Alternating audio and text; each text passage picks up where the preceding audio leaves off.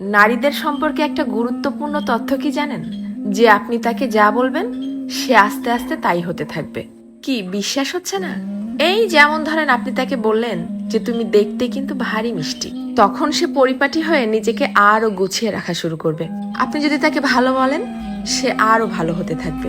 আপনি যদি বলেন যে তোমার মনের মধ্যে অনেক মায়া, ভালোর জন্য তুমি নিমেষেই যে কোনো কিছু কুরবানি দিতে পারো, তখনও সে সেটা রপ্ত করতে শুরু করবে। কিন্তু যখনই আপনি তার খুঁত ধরা শুরু করবেন, তার ছোট ছোট ভুলগুলোকে বড় বানিয়ে তাকে সবার সামনে অপমান করে ছোট করবেন, সে এটা পারে না, সে ওটা করে না, সে একজন বেয়াদব, সে একজন অসভ্য, মুখে মুখে তর্ক করে, সে একজন মারাত্মক রাগী তেজি জিদ্দি মহিলা, এ ধরনের কথাগুলো যখন তাকে কষ্ট দিয়ে বলবেন, সে কিন্তু আস্তে আস্তে তাই হতে থাকবে। কারণ তখন সে ইতোমধ্যেই জেনে গেছে যে আমার আর ভালো কিছু প্রকাশ করার মতো কিছু নেই।